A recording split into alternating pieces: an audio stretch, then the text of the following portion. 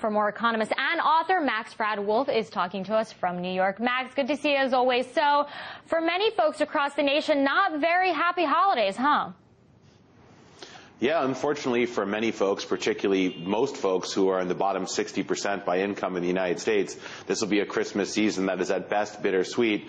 Bitter because of the difficulties that they're enduring economically, and a little bit of sweetness might come from the hopes they have for the future, although if the last 2 years are any indication of what's to come, then that will be more bitterness and less sweetness probably over the next 2 years as well.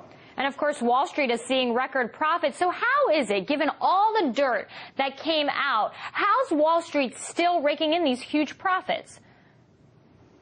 Well, it's not particularly just Wall Street. We're seeing a sort of bumper crop of profits for corporate America writ large across the board, and we're seeing real suffering for a lot of working people in the country, and that's because we still have official 9.8% unemployment, probably more like 17% with the broader U6 measure, and we have a situation where corporate profits are fairly high because the tax rates remain quite low, wages are stagnant to slightly down, and there's so many people looking for jobs that it's very hard for those who do have jobs to defend their wages and their benefit package, and this means that the social division between profits and wages has tilted further and further toward profit, and we're going to close out 2010 here with one of the largest tax giveaways to wealthy people in American history. On top of the top 20% of Americans will take home about 51% of the income this year, pay relatively low taxes on it, and we see similar kind of pattern with high corporate profits and low wages. And you mentioned that number, 17%. A lot of those folks didn't have unemployment to begin with.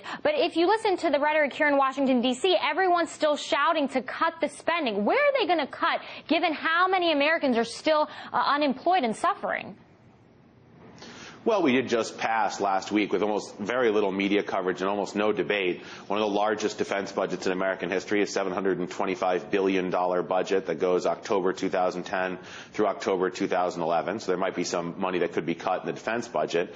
And we're going to have to do a serious look at some of the spending we do, which we don't need to do. And we're going to have to look at doing some things we haven't done in a while, which is enforce the tax rates at whatever they end up being on corporate income and also do a little more taxing high-income Americans. There's almost no way around that, and unfortunately we kicked the can down the road for 2 more years with the most recent Democrat and Republican compromise on taxes and spending that passed right before the end of this Congress. And we did cover that here on RT, the largest military budget in the history of mankind. But Max, speaking domestically, if austerity would be enacted here in the United States, would people take to the streets like we're seeing in Europe?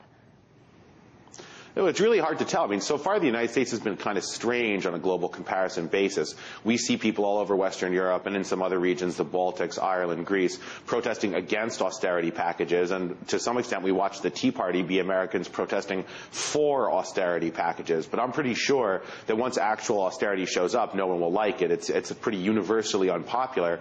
My guess is we're going to see real austerity packages, although they may come first from now really straining and in trouble municipalities and states, the 50 U.S. states, and the localities, which are cutting back quietly, slashing teachers, firefighters, police officers, and social workers. So we're already seeing a little of it. And I think we're going to see a whole lot more austerity start getting debated at the federal level starting in March, when the Congress has to vote on the new debt ceiling, and then all around the country going into June, because states and municipalities in the United States have a fiscal year that ends at the end of June. So I think we're going to see austerity, and I think it's going to be as unpopular when it comes here as it's been everywhere else around the world that it's ever come, at least in the last 20 years. You mentioned the new Congress. What is it going to mean for economic policy, do you think? I think the new Congress is going to try to do more deregulation, more tax cutting, particularly tax cutting targeted at higher income Americans.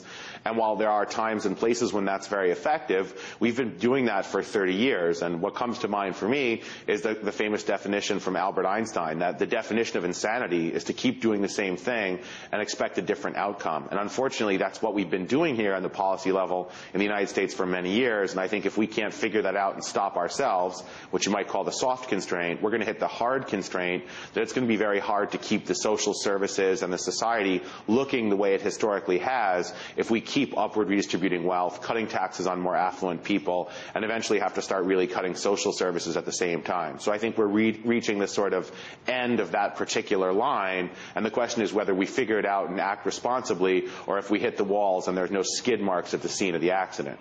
And of course, this is the time when many folks need those social services now more than ever. Economist and author Max Fradd-Wolf live there for us in New York.